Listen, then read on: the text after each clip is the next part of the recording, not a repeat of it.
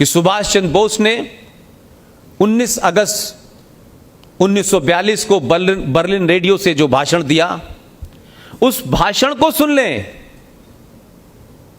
उस भाषण से पता चलता है कि आजादी से पहले भी कांग्रेस ने फ्रॉड किया था।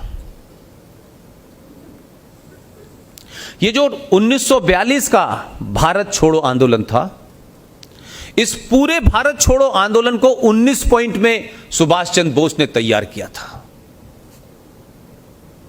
और पूरी स्पीच बर्लिन रेडियो से उनकी ओरिजिनल रेडियो बर्लिन ने इस म्यूजियम में प्रेजेंट कर दी है, वहां रखी हुई है।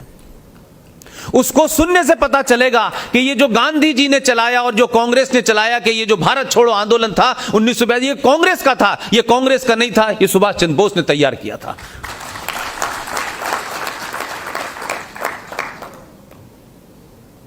लिहाजा सुभाष चंद्र बोस हो, वीर सावरकर हो और अनगिनत बहुत सारे लोग हैं, लेकिन सब्जेक्ट के तौर पे मैं इन दो लोगों के ऊपर काम कर रहा हूं। एक का हमारा एजेंडा पूरा हो गया है, अब सिर्फ इस देश को यह बताना है कि आप ये मत समझिए कि गांधी जी और नेहरू जी पैदा हुए थे स्वतंत्रता आंदोलन के लिए। बहुत लोग थे भाई, उनकी बहुत बड़ी भूमिका थी, उसको कैसे छुपा दिया गया ये दुख की बात है, लेकिन अब सब कुछ बाहर आ गया है। लिहाजा सच्चाई को जानिए। और मुझे ऐसा लगता है कि जब आपका आइकॉन, आप जिस बहादुर आदमी की तारीफ करते हैं, जब उसको विजुलाइज करते हैं, तो आपके अंदर उस जैसी शक्ति आने लगती है। बार बार इस देश में कोई ये नहीं पूछता कि किसने तय किया कि भारत का विभाजन होगा। कौन लोग थे जिन्होंने ये तय कर लिया था कि भारत का विभाजन होगा और एक टुकड़े में जो है जिन्ना साहब रहेंगे और दूसरे टुकड़े में नेहरू जी रहेंगे। भाई, क्या देश से इसकी सैंक्शन ली गई थी? क्या गांधी जी ने यह कहा था कि नहीं कहा था कि अगर भारत बटा तो मेरी लाश पे बटेगा?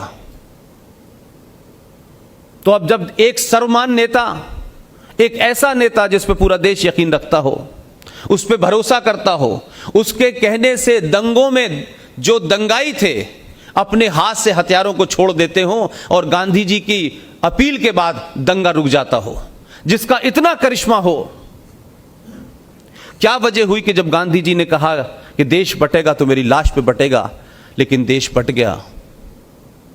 न गांधी जी कहीं नजर आए, न गांधी जी ने धरना दिया, न प्रदर्शन किया। जब प्रधानमंत्री का चुनाव हो रहा था, जो पूरे देश से जितनी सभाएं थीं, जब उनका वोट मांगा गया तो जवाहरलाल नेहरू साहब को एक भी मत नहीं मिला और पटेल जी को 14 मत मिले।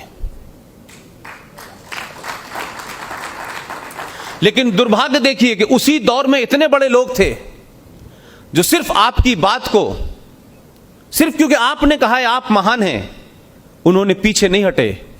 और जब यह कहा गया कि नेहरू की हार मेरी हार है, सिर्फ इतना कहने पे उन्होंने अपनी प्रधानमंत्रीशिप छोड़ दी। 14 जो वोट मिले थे उसका महत्व छोड़ दिया और आपने नेहरू जी को सेलेक्ट कर लिया।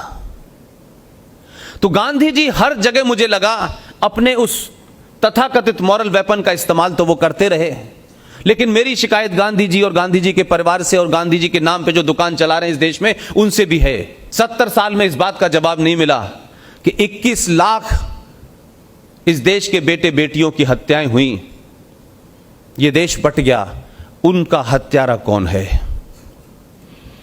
क्या उस हत्यारे को भी सजा कभी मिलेगी या नहीं मिलेगी? या वो हत्यारे सिर्फ इतिहास में प्रधानमंत्री बनेंगे, फिर उनके बच्चे प्रधानमंत्री बनेंगे, फिर उनके बच्चे प्रधानमंत्री बनेंगे? तो ये तोहफा है या सजा है, ये बताया जाए पहले।